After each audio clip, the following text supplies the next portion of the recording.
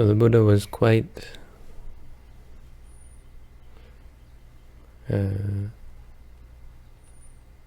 adamant about the importance of effort.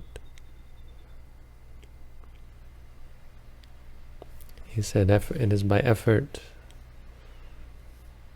that one overcomes suffering. Viriyena dukkha majjeti. He said at one point, I think something like, tell me, monks, what cannot be achieved by striving? Of course, the Buddha had such a memory of the things he'd accomplished by striving, and the realization that there's very little that can't be accomplished if you work at it.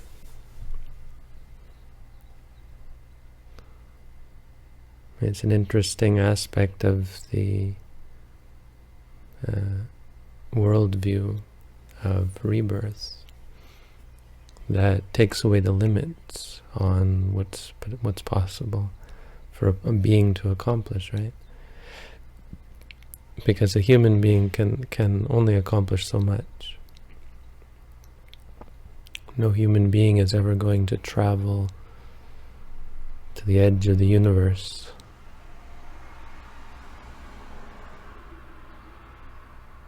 Not physically. Well, and not today anyway. It's not going to happen the way things are, but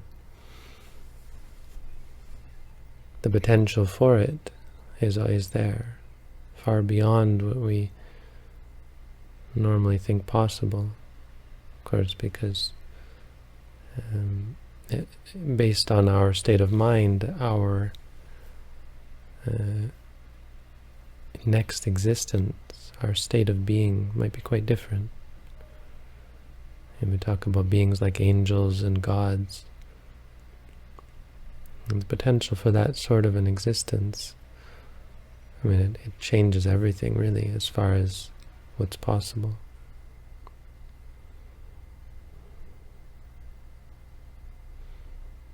So the Buddha stressed this quite a bit, how through effort things are accomplished, not by lack of effort.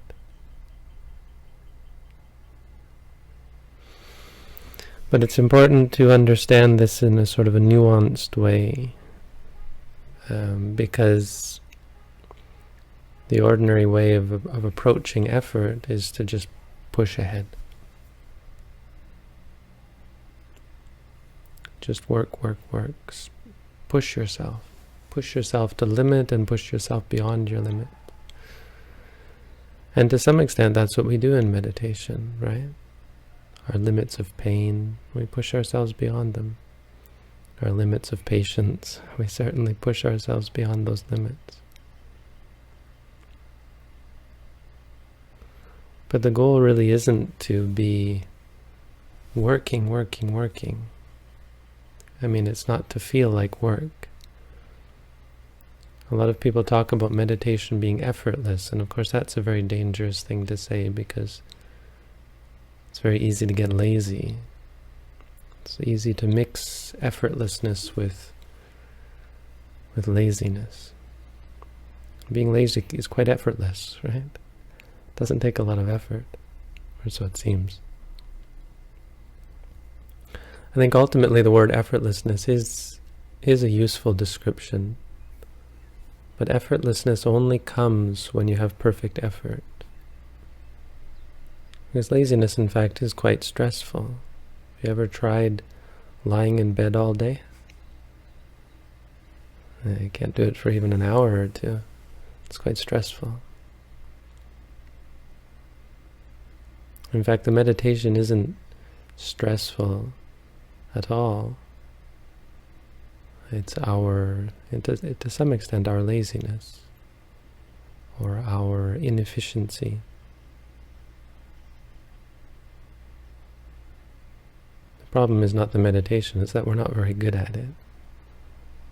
Like anything, like any training. And when you get really good at it, it is quite seemingly effortless, but it's misleading because there's a lot of effort. It's just the effort is effortless. You don't have to work because you're good at working. It's a point that I think we don't often, or that we don't realize, is that the natural state, the perfect natural state, is not one of, it's not lazy. It's not a state of 0, it's a state of 100. Perfect. Perfect efficiency. An enlightened being has perfect energy. They are unflagging, unrelentingly mindful. They are constantly engaged in wholesomeness. Their mind is so full of energy. It's an important point to realize. If you feel tired, if you feel like you're pushing yourself to meditate, this isn't the problem with the meditation. This is what we have to get rid of. Effort is not feeling like you're pushing yourself. Effort is getting rid of the laziness. It's getting rid of the imbalance. Once everything is balanced, it feels like there's nothing there. It feels like a perfectly tuned musical instrument. Right? You only notice when the instrument is out of tune. If you untune one of the strings, then you notice something's there. Once it's in tune, you stop noticing. There's harmony. That's what it feels like. So right effort. Right effort isn't so much about pushing yourself. It's much more about focusing and directing your attention, directing your efforts rightly.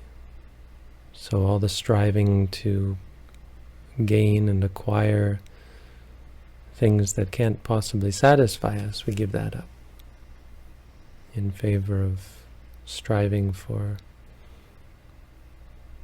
not striving, really. Striving for a perfectly tuned state of being.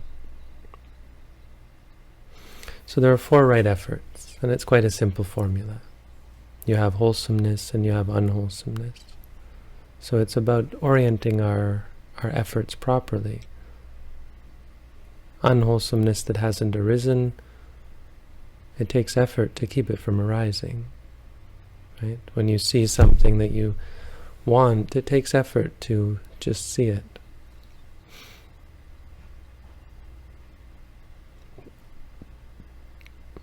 When you hear some noise that would disturb you, it takes effort. Effort to stay mindful so that everything we experience, when pain arises, to experience it just as pain and not let the unwholesomeness arise. That's right effort. Unwholesomeness is of 3 kinds. There's unwholesome actions. This is when you act or speak. That's what we've been talking about recently. When you act or speak in an unwholesome manner. This is wrong action, wrong speech. This is the Yuttadhammo Bhikkhu. This means things that are expressed. I talk about this.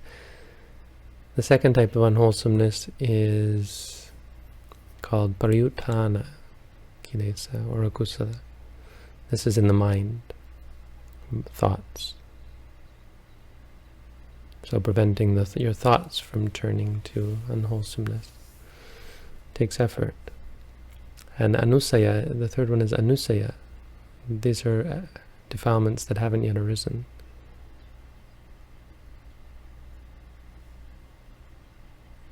Or these are the tendencies, rooting them out. Anyway, so the first one is to not have them arise. Mainly the first 2, I guess. Put out effort not to kill and not to steal, that kind of thing. Put out effort to prevent bad thoughts, unwholesome thoughts.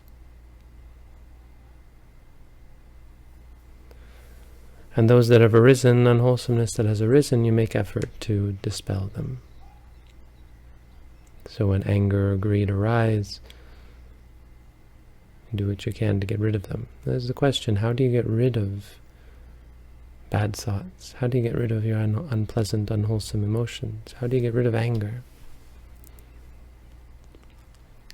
It's an important question. It's one that is dealt with in the Buddha's teaching. There are different ways. Our ordinary way is to try and push it away. This is what you might say is effort. You might think it's right effort to force yourself not to get angry. You might think it's right effort to cultivate love when you're angry, for example, or cultivate dispassion when you're passionate. Find some way to cultivate the opposite.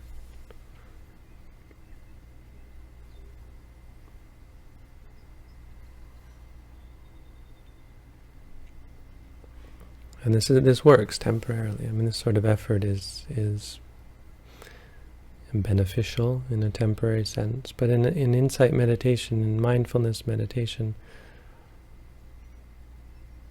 right effort for us is to understand things like greed and anger, to understand our defilements.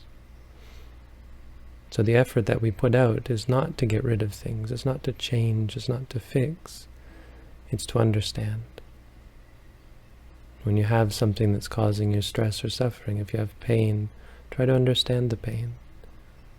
And when you don't like it, try to understand the disliking, rather than reacting to it, getting upset by it. When you have emotions of fear or worry, liking or disliking, try and learn about those emotions. This takes effort, Mindfulness, the quality of mindfulness, it manifests itself as confronting the objective field, so it doesn't waver, it doesn't run away from it, doesn't chase it away, doesn't cling to it. The effort to just stand your ground, not be moved, not be shaken by experiences, to just stay with it. It takes quite effort just to understand something.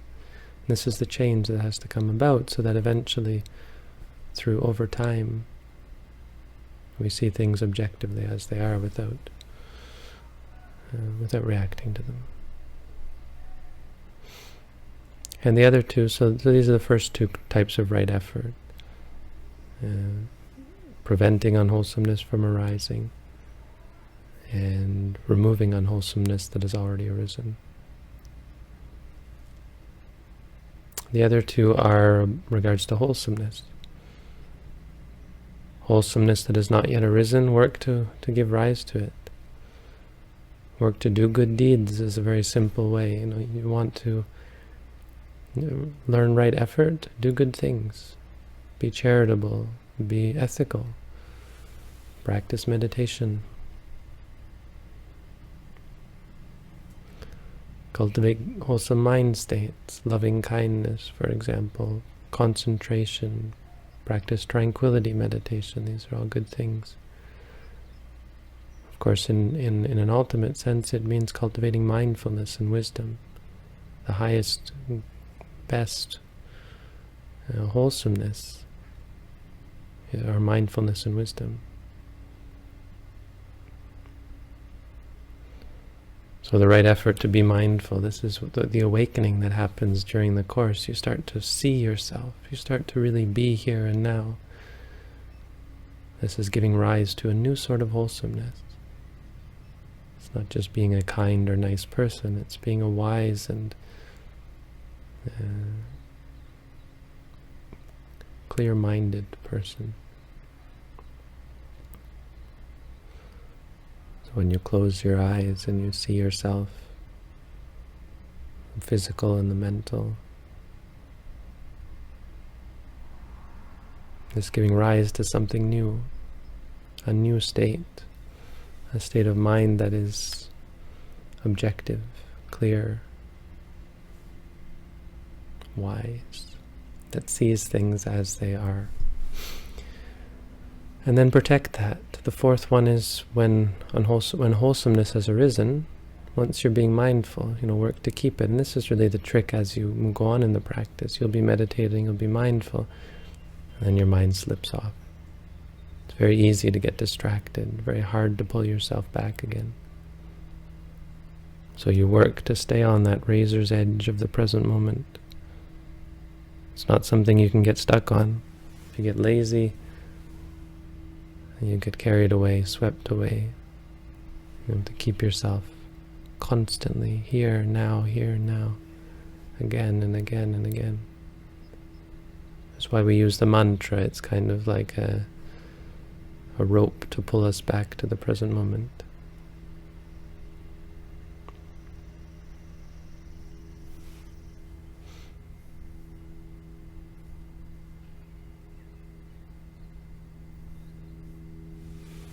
So when we engage in good deeds, when we avoid unwholesomeness, this is right effort.